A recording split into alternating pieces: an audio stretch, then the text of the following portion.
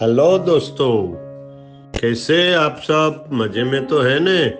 Asthma के लक्षणों से इसका निदान करना आसान है। यदि किसी बच्चे में एलर्जी के संपर्क में आने पर सर्दी, छींक, खांसी और घरघराहट जैसे एलर्जी के लक्षण विकसित होते हैं तो इसे अस्थमा के दौरे के रूप में समझा जा सकता है। लेकिन इससे बच्चों में कुछ अन्य श्वसन स्थितियों से अलग करने से अस्थमा का निदान करने में मदद मिलती है। कई डॉक्टर पहले हमले को एलर्जिक ब्रोंकाइटिस या दमा संबंधी ब्रोंकाइटिस कहते हैं। दोस्तों, चलो देखते हैं बच्चों में अस्थमा का निदान कैसे करें। मैं डॉक्टर हर्षद कामदा। सबसे पहले बैक्टीरिया या वायरल संक्रमण के कारण होने वाले ब्रोंकाई के अचानक सूजन, जिसे एक्यूट ब्रोंकाइटिस कहा जाता है, जिसमें बच्चा अचानक सर्दी खांसी की समस्या से सांस लेने लगता है। यह रोग विशेषकर आर्द्र या ठंडे मौसम में अधिक होता है। यह रोग संक्रमण होने के कारण बच्चे को बुखार भी हो जाता है और उसके खून में सफेद कोशिकाओं की संख्या बढ़ जाती है और बच्चे की छाती में घरघराहट जैसी आवाज भी आती है। हालांकि पहले दौरे में यह बताना मुश्किल है कि यह अस्थमा है या तीव्र ब्रोंकाइटिस, क्योंकि दोनों ही में स्थितियों में सांस चलती रहती है। दूसरा है छोटी ब्रोंकाई और फेफड़ों की वायरल सूजन,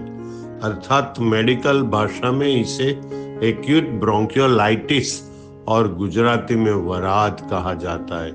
यह खास तौर पर 2 साल से कम उम्र के बच्चों में देखा जाता है।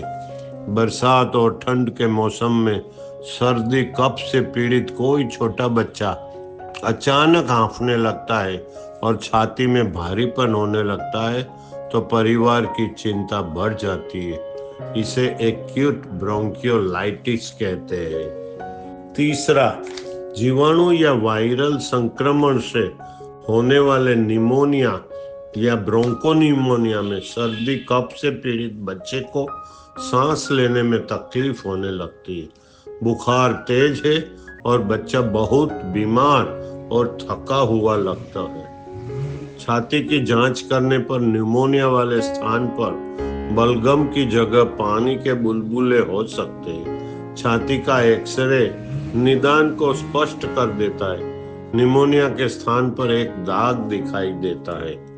छोटी बाहरी वस्तुएं जैसे चनी बोर, बटन, फल के बीज, जिसे फॉरेन बॉडी कहते हैं, आदि को बच्चा अचानक निगल लेता है और सांस नली में रुकावट होती है तो बच्चा अचानक सांस ज्यादा लेने लगता है। वहां हवा की कोई हलचल सुनाई नहीं देती है। छाती के एक्सरे से निदान होने के बाद यदि ब्रांकोस्कोप की सहायता से बाहरी वस्तु को हटा दिया जाए तो सांस की तकलीफ कम हो जाती है। फेफड़े 2 पतली झिल्लियों से घिरे होते हैं, जिसे प्लूरा कहा जाता है। क्योंकि उनके बीच एक पतला चिपचिपा तरल पदार्थ होता है, हमें दर्द महसूस नहीं होता है या पता नहीं चलता है कि फेफड़े कब फैलते या सिकुड़ते हैं। यदि इन दोनों परतों के बीच टीबी का तरल पदार्थ, रक्त या मवाद भर जाता है तो फेफड़ों के फूलने की प्रक्रिया बाधित हो जाती है और इसके कारण बच्चा हांफने लगता है। छाती की स्टेथोस्कोप जांच से घरघराहट की आवाज के बजाय वायुमार्ग में पूर्ण रुकावट का पता चल सकता है। छाती के एक्सरे में इसका आसानी से निदान किया जा सकता है। हृदय की स्थितियों के कारण घरघराहट को कार्डियक अस्थमा कहा जाता है, जिसे ब्रोंकियल अस्थमा यानी घरघराहट से अलग किया जाना चाहिए। जब हृदय विफल हो जाता है तो उसकी पंपिंग धीमी हो जाती है। दोनों तरफ बाएं और दाएं खराबी होने पर अलग अलग संकेत दिखाई देते हैं। क्योंकि दाहिनी और का हृदय पूरे शरीर से अशुद्ध रक्त प्राप्त करता है। इसका परिसंचरण कम हो जाता है। अशुद्ध रक्त नसों में वापस आ जाता है और पैरों में सूजन बढ़ जाती है। बच्चे को सांस लेने में तकलीफ है, लेकिन श्वसन संबंधी कोई लक्षण नहीं है। इसे RVF कहा जाता है। यदि बाईं ओर की शिथिलता होती है तो हृदय कम पंप करता है, जिससे फेफड़े शुद्ध रक्त को वापस लेने लगते और पानी से भर जाते हैं। शरीर के अंगों तक खून कम पहुंचता है और नाड़ी धीमी हो जाती है। बाल चिकित्सक की जांच से इसे अस्थमा से अलग किया जा सकता है। छोटे बच्चों में जन्मजात हृदय दोष यानी कॉन्जेनाइटल हार्ट डिसीज, जिसमें शुद्ध और अशुद्ध रक्त का मिश्रण होता है। बाईं ओर का रक्त हमेशा दाहिनी ओर जाता है क्योंकि दबाव अधिक होता है। इससे फेफड़ों में रक्त का प्रवाह बढ़ जाता है और पानी भर जाता है, जिसे पल्मोनरी हाइपरटेंशन कहते हैं। तो बच्चे की सांस फूलने लगती है। बच्चे को बार बार श्वसन संक्रमण भी होता है।